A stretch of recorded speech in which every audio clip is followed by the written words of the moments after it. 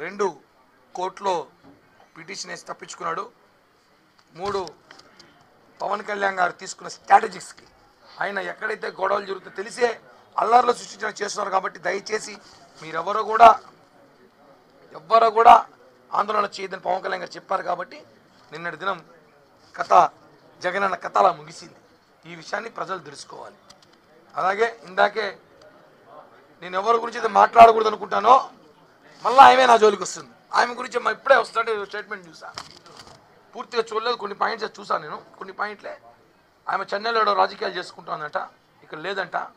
ఎవరు అందరికి అర్థమేంటిది, మా అవ్వ రోజవ్వ చెన్నైలో రాజకీయం చేసుకుంటుందంట. అక్కడి నుంచి ఏదో స్టేట్మెంట్ ఇచ్చి ఏదో లడ్డు ఎవరు తినడం లేదు, పాపం లడ్డు కొనుక్కోబోయినట్టుంది డబ్బు పెట్టి, లడ్డు ఎవరు తినడం లేదు, హిందీ వాళ్ళైతే లడ్లు చూసి భయపడుతున్నారని చెప్పిందంట. అలా ఏం లేదమ్మా, అది మీ ప్రభుత్వంలో లడ్లు చూసి భయపడేది. బ్రహ్మాండంగా తీసుకెళ్ళి లడ్లు చాలా డిమాండ్ పెరిగింది. ఇప్పుడు వాస్తవంగానే లడ్లు సంఖ్య పెంచారు. లడ్లు చాలా పవిత్రమని చెప్పి అందరూ తెలుసు.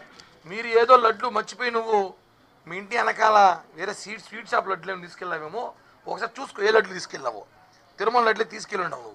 ఏదో లడ్లు అని చెప్పింది రోజవ్వ, తిరుమల లడ్లు చెప్పినట్లేదు. ఒకసారి చూసుకో అది ఏ లడ్లో.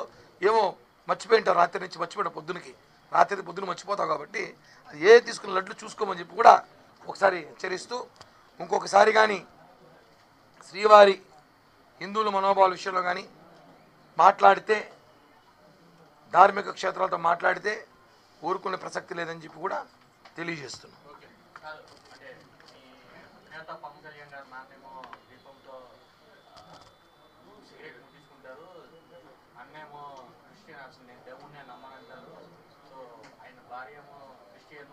రకరకాలుగా మొత్తం సమ్మేళనం ఆయన కుటుంబంలోనే ఉంది. అలాంటి